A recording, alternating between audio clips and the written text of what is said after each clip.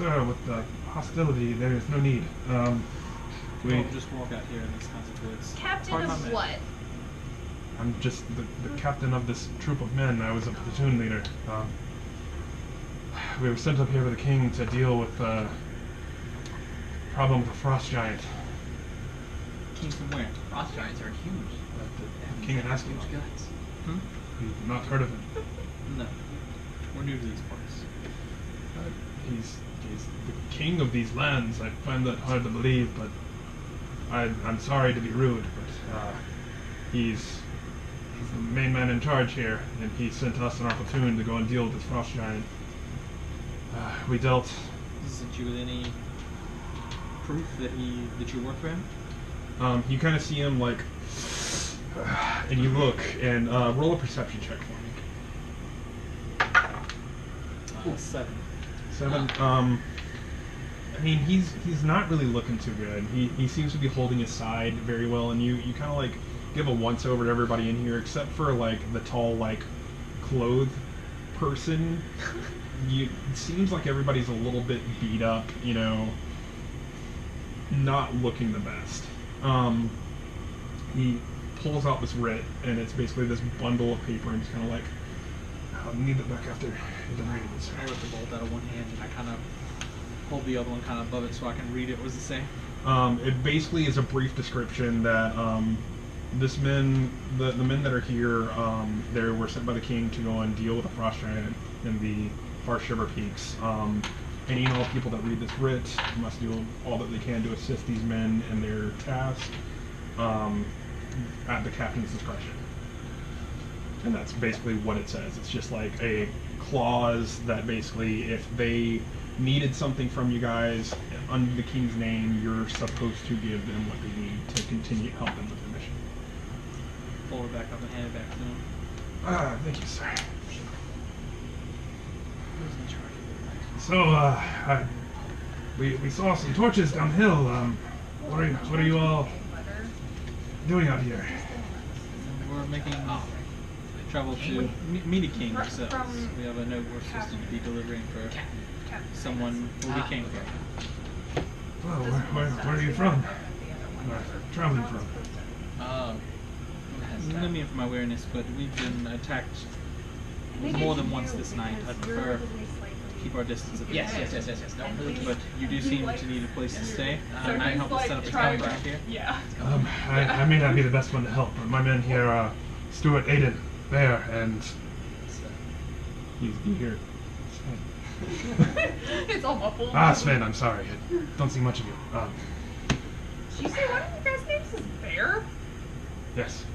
Okay, just making sure. Bayer? Bayer. Bayer. B-E-Y-E-R.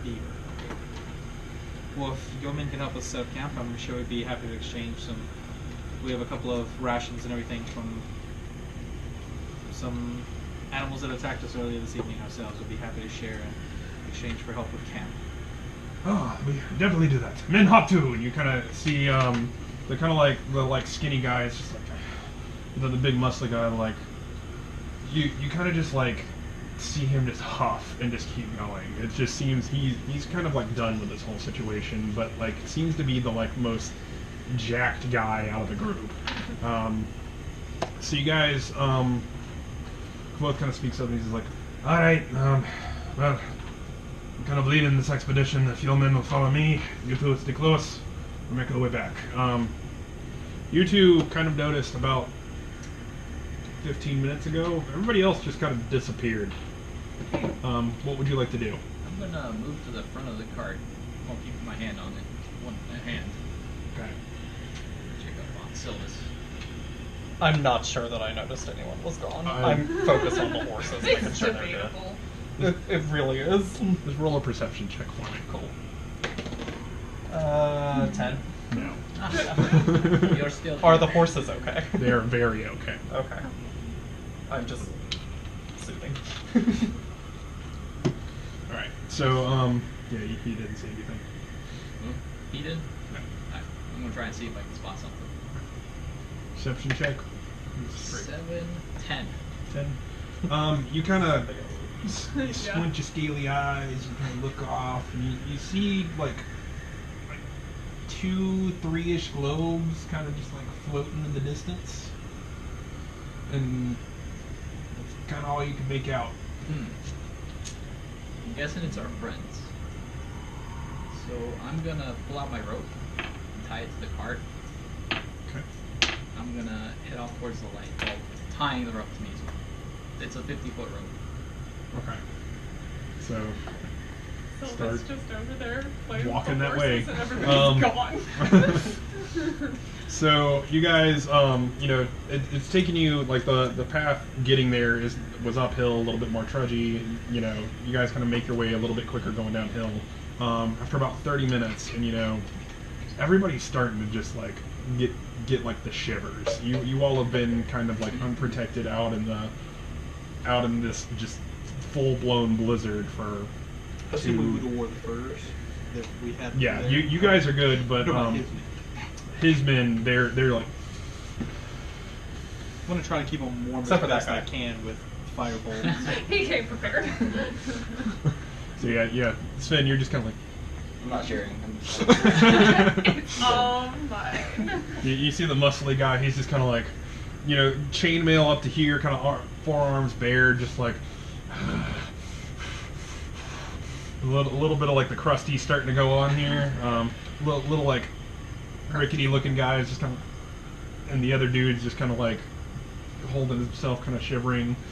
Captain's on there, just like seems to just be holding his side and just, you know, kind of shivering a little bit.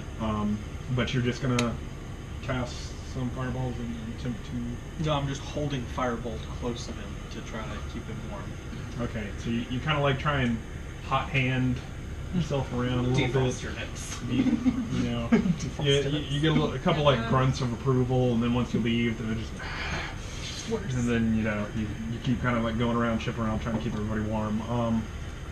Roll a perception check with a disadvantage for me. Okay. Not this type of stuff. It's bad. Please don't prove. 17. 17. Okay. So you see your friends start to kind of like shuffle, like almost like parting through the mist as they walk through. Oh. Cool. Oh yeah. Hey. Y'all kind of left us back there. Oh yeah. We should maybe Go back. get the horses. We're back at the carriage now, right? You're 50 feet away from the carriage. 50 feet. Because he tied a rope to himself and walked out to meet you guys. Yeah. I have a rope. Follow me. Thank you, sir. Thank you. Thank you. And then you guys kind of like shuffle your way back. So you know, 5 more minutes. You're all standing around in this kind of like semicircle. I just There kind of she look is. up like, where'd these people come from? They're friends. So we're back at the carriage now. Yeah, you guys are all in the carriage, kind of in the same. I'm gonna, as soon as we start to get close, I'm gonna dart ahead of the group and go up to Silvis at the front of the carriage. We can take care of introductions when we get someplace I'm gonna warm. run up to Silvis and I'm gonna lean over to him and I'm gonna say, and I'm gonna whisper in Elvish into his ear, watch these people, watch the new ones, I don't trust them. Okay. There's some new ones. Who'd you find? Where'd you go? Very I'm confused. gonna keep talking to him in Elvish and tell him that we found some people out towards the, just kind of trailing down from the mountain and offer some of our rations. They're gonna help us set up a camp and make it through the night. Just keep a close look. Okay. Kind of hop off the side of the carriage as soon as I say that, and jump back into it and stuff. Start to grab. And so after, you know, you kind of run ahead and do that, and you guys kind of all come up together, and then Captain Devin just kind of like, all right, men, help these fine people. If you'll place me into that cart there, I think that'll be the best place for me right now, my current state. Sven, there, would you mind looking to this? I think I may have torn a stitch. It's literally just your captain that you've been traveling with Okay. asking you to come Unless and the help. DM Yes, I'll check that out and see what it looks like and see if I can do anything. Okay. The DM will tell you to roll. Don't worry. I turned to one of the horses, just like the big I man mean, you is could very totally loud. refuse. Yeah. That's Do what you want, man. Be a murder hobo. So you kind of see these three other, like you two kind of walk up to the back of the cart, and you know the two guys slide him up inside, and you step inside, and you look around and you see a small pile of rat. I completely forgot about that. Thank you. You guys see a small pile of Small pile of pizza slices. I wish that was on camera. I mean, technically it is. Oh, so that's my armpit now. So you see a small pile of kind of like horse tack and just kind of like things like that. A small pile of rations, a couple of like furs and some white bloody ones kind of sitting in a corner. Don't mind those. It's not a lot of room in here, but it's kind of enough room for you to kind of like get in there and kind of go off into a corner and start to kind of just check his vital signs and make sure everything's okay. As long as they're in the territory. If it's room for 2 Dragonborns and a Boro, I think we're fine. Yeah. So as you're kind of like get him situated in there, you see you see this strange kind of like describe yourself. I'm a decently tall, very thinned out high elf. Wearing decently extravagant clothes underneath, like these fur kind of coats and gloves and boots and everything that we have on with our kind of dark back in. Normal elven features, tall, pointy ears. The elves you would typically see in like higher society kind of thing. So I kind of like open the little tarp thing that's there, and I would come in and I kind of dust the snow off myself. Nice to meet you. Name's Maximilian. Nice to meet you. Name's Sven. Interesting. And you? Ah, Devin. We've met already though. Didn't catch your name. Sorry about that. Where are you guys heading?